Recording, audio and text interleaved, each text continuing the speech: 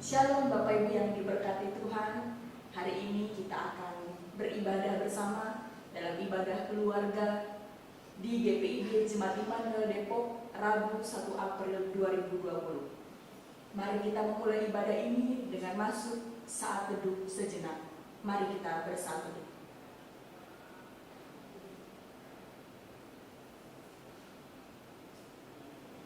Bapak Ibu yang diberkati Tuhan, kita akan memulai ibadah hari ini dengan bernyanyi bersama dari Kidung Jemaat 33, bait yang pertama, Suaramu Ku Dengar. Suaramu ku dengar, memanggil diriku, supaya ku di Golgota dibasuh darah-Mu. Aku datang, Tuhan, padamu, dalam darah-Mu kudus, sucikan diriku. Mari kita berdoa. Terpujilah Engkau ya Bapa di sorga, empunya kehidupan kami. Terima kasih ya Bapa, karena pada hari ini di ibadah rutin, ibadah keluarga, di tengah-tengah kebersamaan kami di Jemaat Immanuel Depok, Tuhan boleh melayakkan kami untuk masuk dalam persekutuan ibadah. Kami hadir ya Bapa di tiap-tiap rumah bersama dengan keluarga kami, mendekati kekudusan-Mu dalam ibadah saat ini.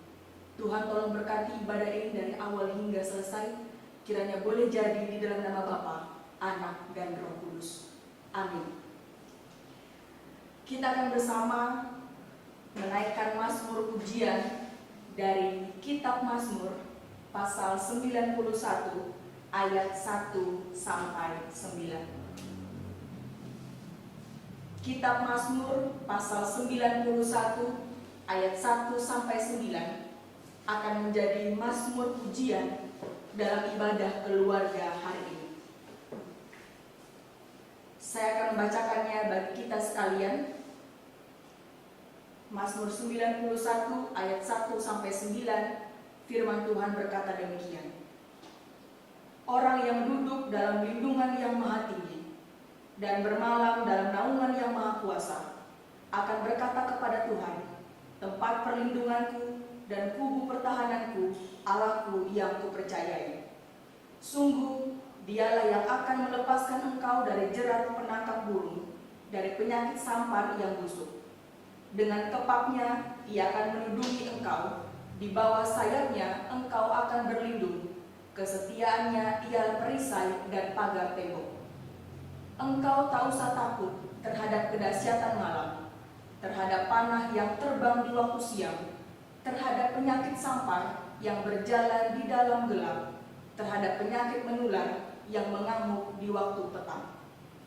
Walau 1.000 orang rebah di sisimu dan 10.000 di sebelah kananmu, tetapi itu tidak akan menimpamu. Engkau hanya menontonnya dengan matamu sendiri dan melihat pembalasan terhadap orang-orang fasik. Sebab Tuhan ialah tempat perlindunganmu, yang maha tinggi telah kau buat tempat perteduhan. Demikian firman Tuhan dibacakan. Kita akan masuk dalam pemberitaan firman Tuhan. Namun sebelum itu, kita akan bersama memuliakan Tuhan dari nyanyian Kidung Jemaat 50 bait 1 dan 2, Sabdamu Abadi. Sabdamu abadi, suluh langkah kami yang mengikutinya, hidup sukacita di tengah ancaman. Sabdamu harapan, sumber penghiburan, kabar keselamatan. Bapak Ibu yang diberkati Tuhan, pemberitaan firman Tuhan hari ini akan disampaikan oleh Ibu Pendeta Ivon D. Tarore Lopati. Jemaat yang kasih dalam Yesus Kristus, sebelum kita mendengarkan firman Tuhan, Marilah kita berdoa mohon pimpinan dan bimbingan Roh Kudus untuk pembacaan dan penjelasan firman Tuhan. Mari kita berdoa. Di tengah-tengah kehidupan keluarga demi keluarga, di tengah-tengah jemaat, di tengah-tengah situasi dan kondisi kami saat ini, kami membutuhkan kekuatan kebenaran firman. Karena dia Bapa, urapilah hamba-Mu, setiap kami yang mendengar, nyatakanlah kehendak-Mu yang terbaik bagi kami, tuntun kami dengan kuasa Roh-Mu yang kudus. Sekalipun kami dibatasi oleh ruang dan waktu di tengah-tengah jemaat-Mu, tetapi biarlah firman-Mu yang tidak dibatasi oleh ruang dan waktu ini sampai ke setiap rumah. Berfirmanlah pada kami setiap kami sudah sedia untuk mendengarnya. Di dalam Yesus Kristus, firman yang hidup itu kami berdoa. Amin.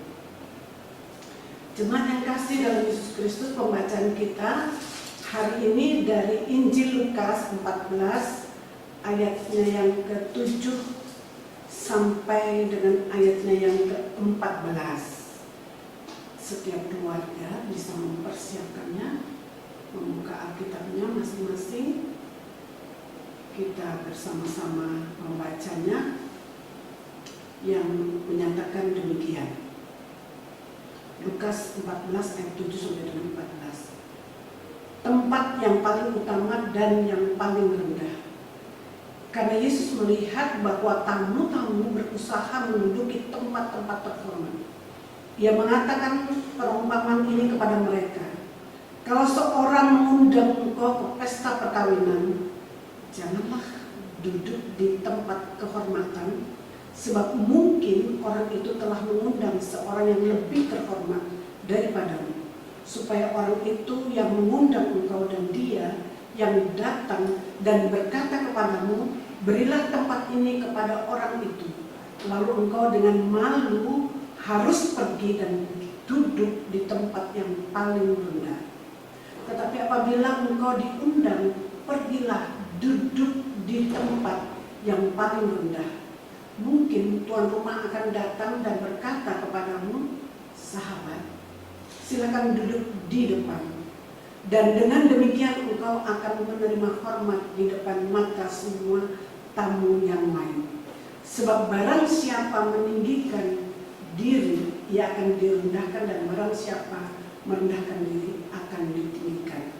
Dan Yesus berkata juga kepada orang-orang yang mengundang dia, apabila engkau mengadakan perjamuan siang atau perjamuan malam, janganlah engkau mengundang sahabat-sahabatmu atau saudara-saudaramu atau kaum keluargamu atau tetangga-tetanggamu yang kaya, karena mereka akan membalasnya dengan mengundang engkau pula, dan dengan demikian engkau mendapat balasnya. Tetapi apabila engkau mengadakan perjamuan, undanglah orang-orang miskin, orang-orang cacat, orang-orang lumpuh, dan orang-orang muda. Dan engkau akan berbahagia, karena mereka tidak mempunyai apa-apa untuk membalasnya kepadamu, sebab engkau akan mendapat balasnya pada hari kebangkitan orang-orang benar. Demikianlah pembacaan Alkitab yang sangat berbahagia dari setiap orang yang mendengarkan firman Tuhan dan melakukan dalam kehidupan sehari-hari. Hosiana.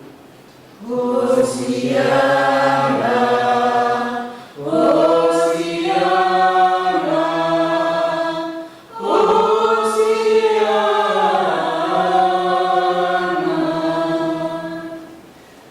Saudara-saudara yang terkasih dalam Yesus Kristus, setiap orang dalam hidup ini pasti ingin mendapatkan sesuatu yang terbaik, yang tertinggi, yang terhormat, atau pokoknya harus the best gitu ya.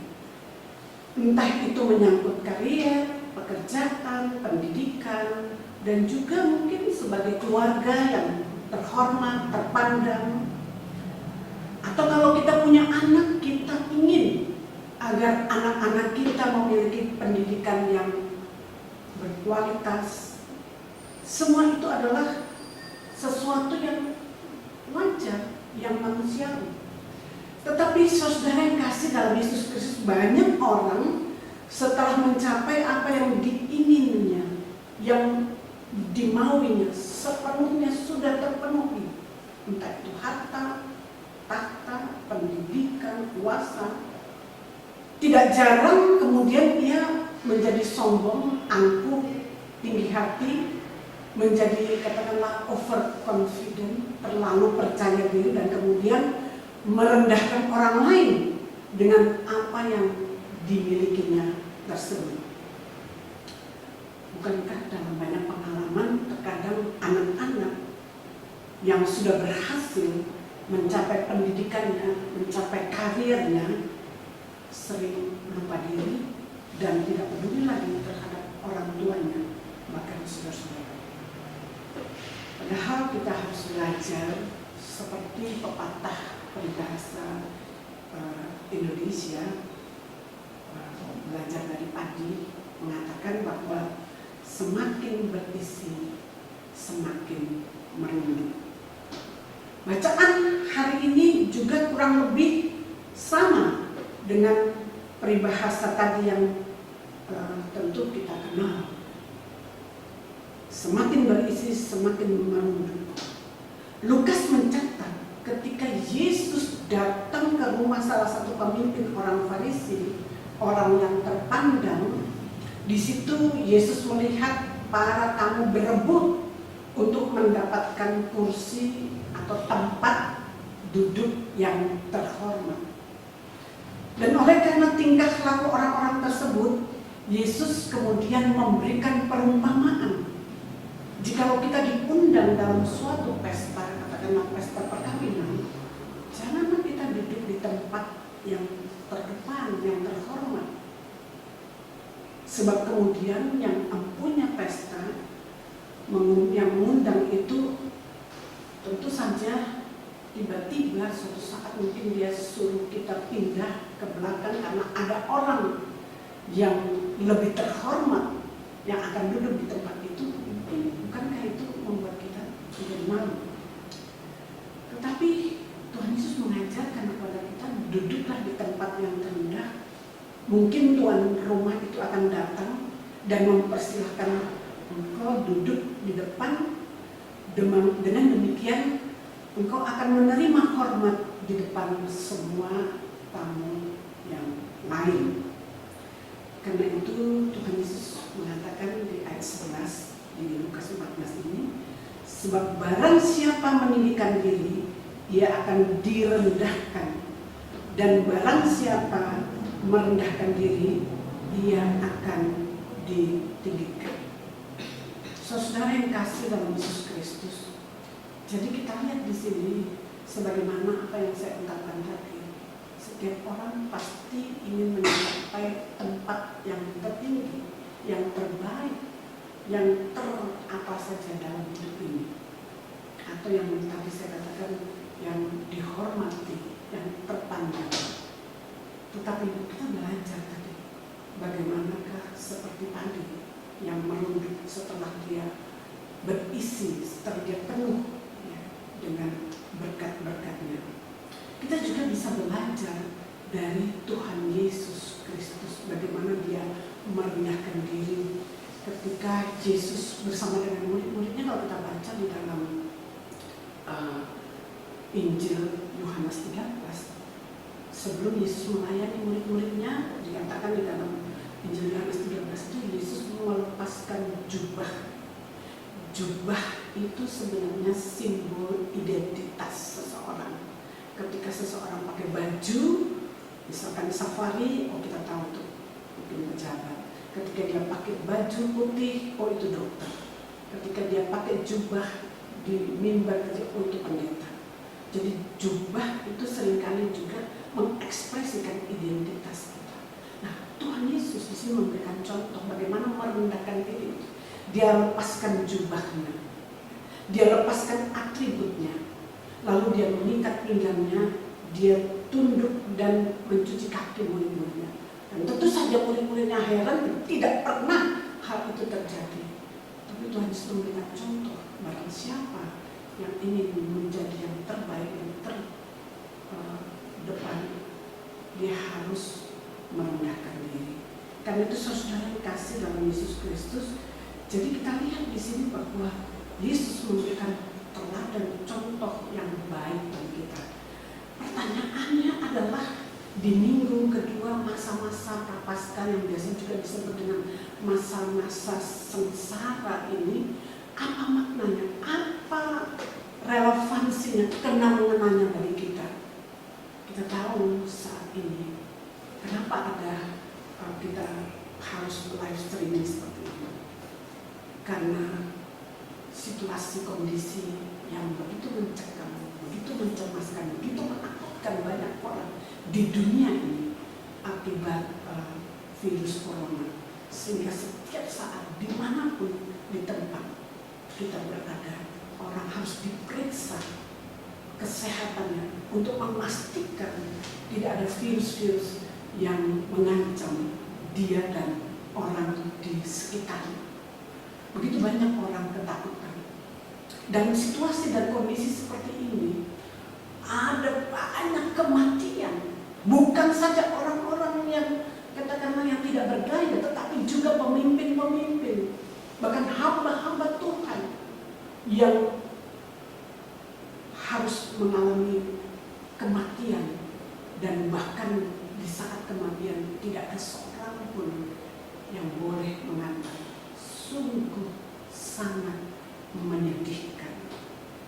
Saudara yang kasih di dalam Yesus Kristus, oleh sebab itu dalam situasi dan kondisi seperti ini, tidak ada cara lain yang bisa kita lakukan selain merendahkan diri, belajar dari Kristus. Alkitab mengatakan di dalam 2 Tawarikh 7 ayat 14, kita bisa lihat bersama-sama.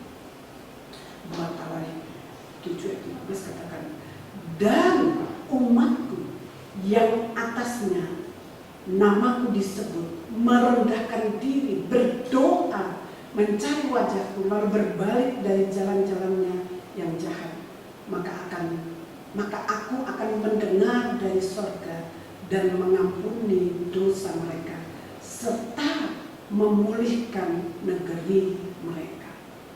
Saudara, dalam situasi dan kondisi seperti ini, apa yang harus kita lakukan? Tidak ada cara lain, yaitu kita harus merendahkan diri di hadapan Tuhan. Apapun profesi kita, apapun jabatan kita, apapun yang kita miliki di dunia ini, semuanya tidak bisa menolong kita menghadapi situasi kondisi COVID-19 sekarang ini. Coba kita lihat para pemimpin bangsa, presiden misalnya, dia tetap tidak bisa mengandalkan kekuatan kita. Kita ingat juga, ya, bukan saja presiden, tetapi juga para pemimpin agama. Kalau kita lihat di sini, Paulus, dia tidak duduk di kursi kebesaran, tetapi dia merendahkan diri. Bahkan di sisi lain, dia juga mencium kaki para pemimpin dunia. Ini mengekspresikan kerendahan hati Yesus. Kita ingat juga saudara bahwa seluruh jemaat setiap saat diajak untuk berdoa. Para pemuda, para ibu-ibu, anak-anak, Yesus, mereka perlu Yesus. Mereka perlu datang kepada Yesus, merendahkan diri pada Yesus. Bahkan gereja bukanlah tempatnya, tetapi orang-orang yang ada di dalamnya. Dan itu juga kita dipanggil untuk merendahkan diri di hadapan Tuhan. Terutama keluarga. Keluarga harus bersekutu. Itu kesempatan bahwa melalui peristiwa ini sebenarnya kesempatan bagi keluarga untuk bersekutu bersama, berdoa, merendahkan diri di hadapan Tuhan. Para dokter misalkan, kita lihat, walaupun mereka punya ilmu yang luar biasa, bisa menciptakan obat-obatan untuk obat bagi penyakit ini, tetapi tetap mereka merasakan bahwa mereka perlu Tuhan di di tengah-tengah situasi dan kondisi seperti ini. Oleh sebab itu, kita perlu merendahkan diri di hadapan Tuhan untuk memohon belas kasihan. Amin. Saudara, untuk merespon firman Tuhan ini, kita akan menyanyi dari Kidung Jemaat 457, bait pertama dan ketiga, sambil kita memberikan persembahan syukur kita yang terbaik bagi Tuhan. Setiap keluarga mempersiapkan persembahan syukurnya, dan kita menyanyikan Kidung Jemaat 457, bait pertama dan yang ketiga. Ya Tuhan, tiap jam ku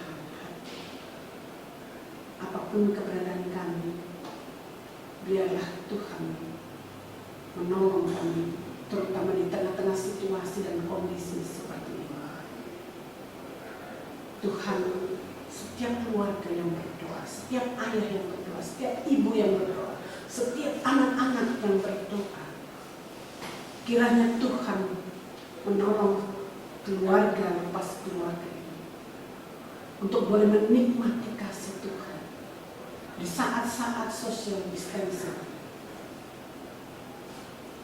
Kami boleh merefleksikan kembali bagaimanakah kehadiran dalam keluarga ini yang mungkin selama ini kami abaikan untuk bersekutu dalam keluarga.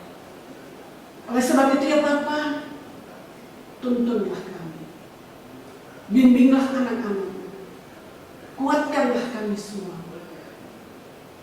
agar kami boleh merasakan kasih dan anugerah lewat ibadah-ibadah keluarga ini. Kami berdoa untuk mereka yang menderita, yang sakit di rumah sakit, khususnya jemaat ini yang dalam proses pemulihan. Kami percaya itu adalah mujizat yang daripada Ibu Hilen, Ibu Ina, Ibu Yeni, Bapak Suparyanto. Kami percaya Tuhan menjamah, memulihkan, menyembuhkan mereka. Bahkan mereka yang nama-namanya tidak dapat kami sembuhkan, yang sakit, terutama keluarga, suami, istri, yang merasakan bagaimana mereka melewati persoalan dalam kehidupannya, kematian, penderitaan, duka cita itu. Tuhan berkarya di tengah-tengah keluarga, masyarakat, bangsa, negara, bahkan dunia yang berduka ini. Ampunkanlah segala dosa dan kesalahan kami yang kami buat yang tidak sesuai dengan kehendak-Mu. Layakkan kami untuk menerima anugerah, berkat dan kemurahan. Inilah doa, harapan, penyerahan diri, rasa syukur kami. Dalam kasih Yesus Kristus, Tuhan, kami datang kepadamu dan berserah diri. Dalam kasih Yesus Kristus yang telah mengajar kami berdoa, Bapa kami yang di surga, dikuduskanlah namamu, datanglah kerajaanmu, jadilah kehendakmu di bumi seperti di surga. Berilah kami kepada kami ini makanan kami yang secukupnya, dan ampunilah kami akan kesalahan kami, seperti kami juga mengampuni orang yang bersalah kepada kami. Dan janganlah membawa kami dalam pencobaan, tetapi lepaskanlah kami daripada yang jahat. Karena Engkau yang punya kerajaan dan kuasa dan kemuliaan sampai selama-lamanya. Amin. Bapa, terima kasih.